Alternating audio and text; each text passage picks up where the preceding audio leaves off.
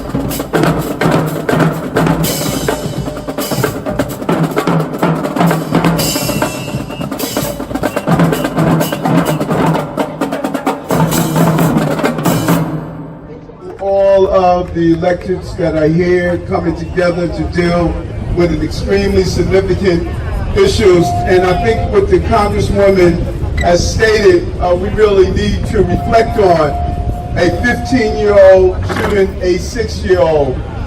And oftentimes we ask the question without reflecting, how the hell did the gun get here in the first place? How are we having, at a period of time, an over-proliferation of handguns in our community? How does a 15-year-old get his hand on a gun in the first place?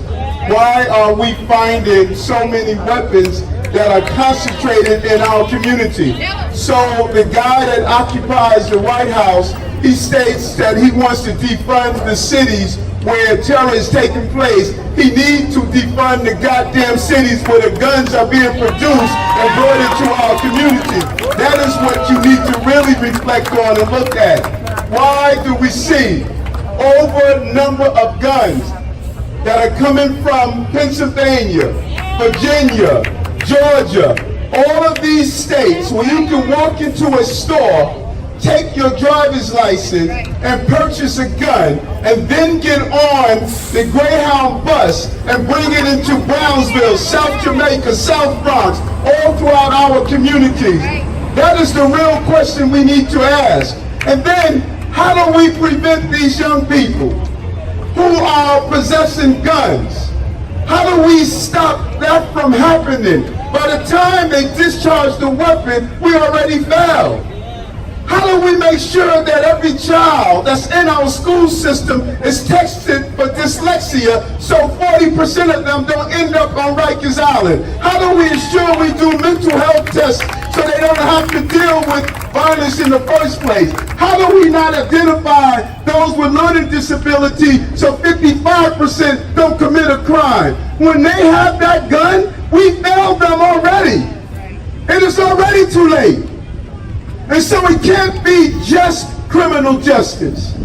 It must be giving them justice, treating them fairly, and having a real safety net around our young people. That's what it's about. And lastly, before that gun hits the street, it's in somebody's book bag. It's under someone's mattress. It's in someone's room. I tell my son all the time, as long as you're in my house, then I'm responsible for what's in this house. We have surrendered our community to our children. Their voices got deep. They got hair on their faces. The same baby that played baseball and softball with your son, we don't even walk past them and say hello anymore. We've allowed communities to criminalize and demonize our young black and brown boys. We don't even walk the streets anymore. When I walk the streets during 4th of July weekend and talk to some of the young men up and down the block, they said, Eric, I lived on this block for 20 years and people don't even come by and say hello to me anymore. They're afraid of me. We got to re-engage that. And black men, where are we? Where are we? These are our communities. No community in this city will allow their children to go through what our communities go through. No men and no community in this city will permit the violence in our community. It's time for us to regain control of our community in a real way. And I know you're the choir. I know you're the choir. This is choir practice. Because too many people are singing off key out there. Let's take back our community and know how we can live in prosperity. Love you. Thank you, Congresswomen, for bringing us together. Let's give it up for Brooklyn Borough President Let's go. Life up. Life up. All right. Now we are going to hear from our city controller. He's making his way across the city, but he wanted to stop and make sure that he added his voice to those who are out here saying, life up. That's right. The Honorable Scott Stringer. Thank you. Thank you, Congresswoman, for bringing us together.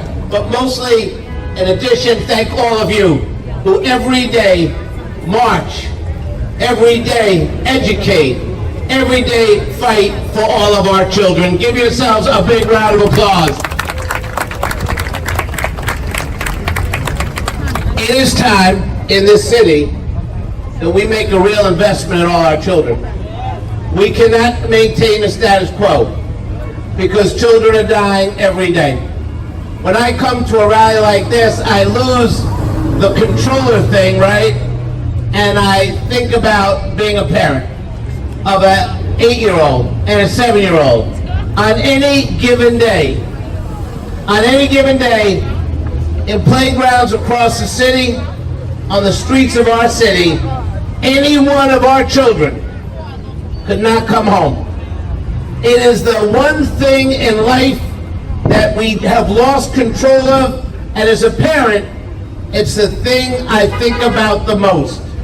It's almost you're on call because gun violence has gotten out of control and we have paralyzed, and that has to change. Do you believe this must change? And the way we do that is by organizing, by fighting, by building, by creating opportunity for our young people. We cannot, in a pandemic and in a financial crisis, go for the children first and cut the summer jobs and tell them as teenagers they have no hope because we go after them. We should be doubling down and investing in all our communities. If COVID taught us anything, discrimination is everywhere, and the virus showed that it comes to the communities that struggle the most. So why don't we double down and invest in all of our children, in communities that struggle, and let's finally say it's not only about the march, it's about holding the politicians accountable. I think that's fair. Thank you all very much. Thank you for Congresswoman Clarke, who is leading the gun battle in Washington. And let me just say, as we head to November, there is very little that's wrong with our country that one good election can't change. Let's do that in November. Trump's got to go. Thank you. Donald Trump is shaking in his boots when he hears Letitia James' name. Well, listen, there are a lot of folks from New York that keep people shaking in their boots. And one of such persons is none other than our Brooklyn own. And you know, there's a theme. A lot of these folks come out of Brooklyn. His James come out of Brooklyn, but our public advocate comes out of Brooklyn too. Everyone, our public advocate, Jamani Williams. Thank you. Give it up for our Congresswoman for bringing us all together, please. I'm going to take some of my time. I'm going to cut my speech a little bit short, but I need this to happen. So anybody have a phone, please take it out, and I'm going to wait. Take out your phone. I'm going to wait. So please take out your phone. Everybody, excuse me, over there too, sir. Like, if you have a phone, can you please take out your phone? Everybody take out the phone. If you got a phone, take out your phone. You got it out. Go to your search engine. Please go to your search engine. You can't take a picture and take it, so you got it. All right.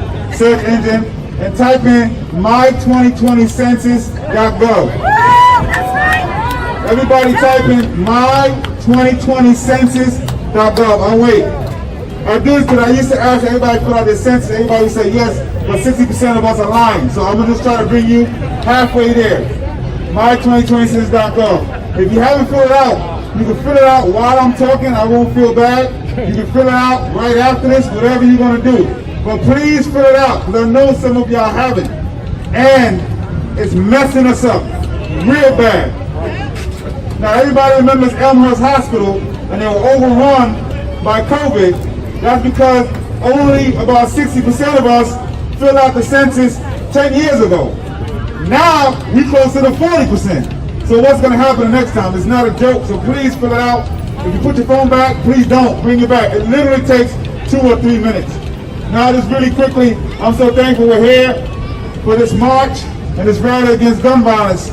But what we have to do is make sure in between these marches, there's stuff going on. Now, we have a conversation that we have to have about what public safety is. Now, if you think law enforcement have no role to play, you are wrong. If you think law enforcement is the only role to play, you are also wrong. Our communities are dying, and they are sandwiched between street violence and police violence. And we are not going to choose which trauma we address. we are going to deal with all the traumas that our communities deal with.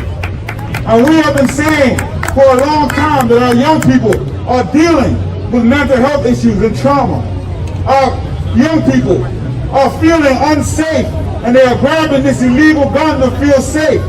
And some people act like we don't know what we're talking about until someone with less melanin in their skin shoots up a movie theater or shoots up a school. Then all of a sudden we understand mental health. That's right. Or a young man in Wisconsin shoots people who are marching, and nobody's asking him why he had an illegal AR-15 to begin with, because they're saying he needs to feel safe.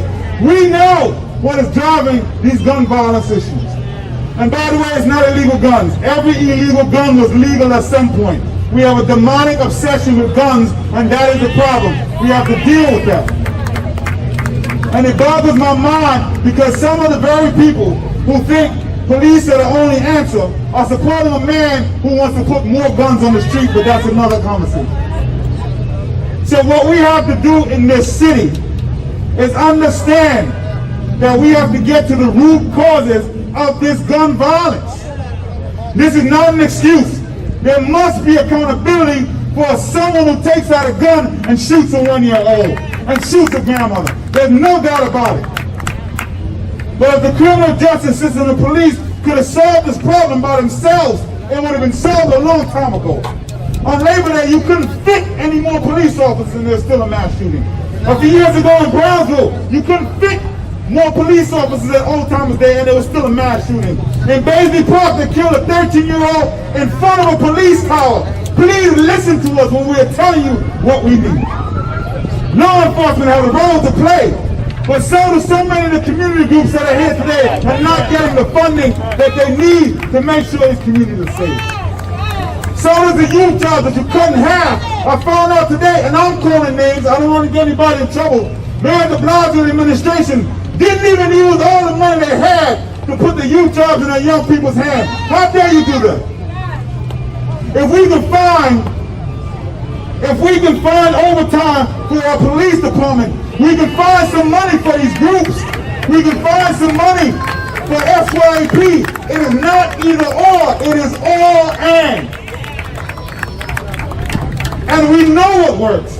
Let's get the funding in here. Let's get these groups to interrupt this gun violence that's going on. Let's get what these young people need. Any community, every community that has access to safe and affordable housing, that has access to quality education, that has access to good food that they can afford, that has access to mental health and health services, and have good jobs that they can pay for some of those things. They don't need police officers on every corner. We want what they got. Public safety that includes all of those things. And if we can have that, we will get it done. Please believe me. Lastly, everybody who's here, you go to work, you go to school, more than likely you pass a group of young people and you say nothing to them. You don't say hello, you don't say good morning. I think somebody has mentioned that before. Do me a favor. Because invisible people act like they're invisible. Just say good morning. Just say good night. Ask them how they're doing. They're going to be shocked. But the second or third time they will respond. Let's start interacting with our young people. Please. Yes, sir. Peace and blessings, love and light. Hey, today, are y'all still fired up? Because we can't be tired yet. We can't be tired yet. The summer is not over. But we are saying to individuals all across this borough, put down the guns. Stop the violence. Put down the guns. Stop the violence. Put down the guns. Stop the violence. I think y'all tired. Well, they're getting ready. When I say put down the guns, you say stop the violence. Put down the guns. Put down the guns. Put down the guns. That was almost all right. When I say start living, you say stop shooting. Start living. Start living. Start shooting. I ain't tired yet. I ain't tired yet. Put down these guns. We want our babies to grow up. We want to see our communities thrive and flourish like so many other communities. We want to be able to see our 1-year-olds learn their ABCs. Is that too much to ask for? Is it too much to ask for a baby to grow up, to learn how to count? Where are our standards? Where are our standards? This has shocked the conscience of each and every one of us to our core. Just a couple of weeks ago, on social media, I watched somebody sit right here and meet his maker, while another person was cringing due to a bullet wound being inflicted upon him. A bystander. We heard that bullets don't have no names, but shooters do. So I'm taking names. And I'm saying to you today, if you don't do it for yourself, there was some rules to this when I was growing up. There was a protocol to this when I was growing up. No 1-year-olds out here being shot and murdered. No 6-year-old babies being murdered. If you got beef, either you learn how to squash it or you take it to that individual. You don't put a whole other community under siege. Let's get back to basics. Put down the guns. Stop the violence. Start living. Stop shooting. I'm Assemblywoman Latrice Walker, and we out here in these streets. And we're going to be out here in these streets until we eradicate violence.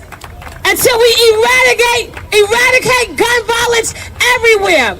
And we have already heard we have to take this fight to Washington, D.C., but we also have to take this fight to Albany. We also have to take this fight to City Hall to make sure that people are putting their money where their mouths are.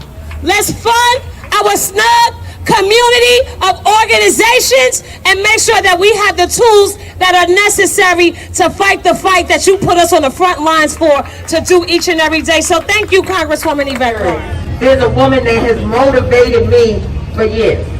I've known her before she even moved into elected office or was elected or was even thinking about being elected. And she has really taken our state national. That's none other than our state Attorney General, Letitia James. Give it up for this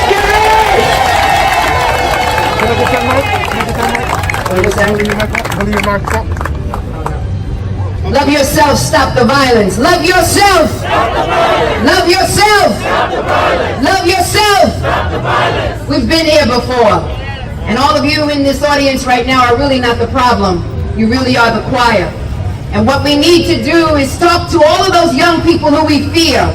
Those people that we see where we cross the street. Individuals who unfortunately come from dysfunctional families.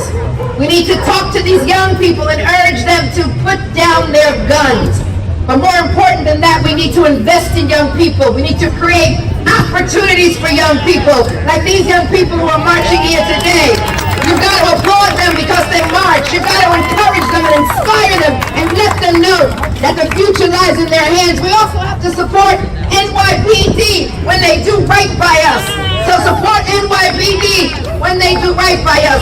We've got a number of pandemics. We've got systemic racism. We've got environmental degradation. All of the fires in California and Oregon. We've got COVID-19 that we're dealing with. And we also have an increase in gun violence which is affecting primarily Black and Latino boys under the age of 18. Black and Latino boys that are dying. I don't know about you, but I've been before too many open caskets. I've I've held too many mothers and grandmothers and grandfathers crying in my arms. I've had to bury a 1-year-old child because of senseless gun violence. And the question to all of us is enough of these rallies, enough of these press conferences. We've got to take it to Washington, D.C. and demand change. And so you have an opportunity as we talk to young people, as we invest in them, and as we invest in communities that have historically been ignored, as we address poverty, which provides a yoke around the neck of countless number of Black and Latino families. What we've got to do, together, in 53 more days, march into those polls with social distancing, with great respect and dignity, and stand online no matter what they throw at us. I am suing the Postal Service, yes, but I need all of you. I need all of you to march into those polls, no matter what they say, no matter what they do, because our ancestors died for the right to vote, and much more was thrown at them. We've got history and a legacy to hold up to. And so we've got to vote, because the power, my friends, that power is in our hands. And we don't use it collectively. And so vote for change, so that I, as the Attorney General of the great state of New York, can litigate against those states with lax gun laws. All of those guns that come up through I-95. And we can invest and move mountains and urge this administration, the city administration, the state administration, not to balance budgets on the backs of poor Black and Latino families. We've got a lot of work, but you've got to hold all of these individuals and myself accountable. You've got to make sure you petition, and you got to protest peacefully. And I will defend your right to protest every day. And remember, to all the young people, change doesn't start with elected officials. It never has, and it never will.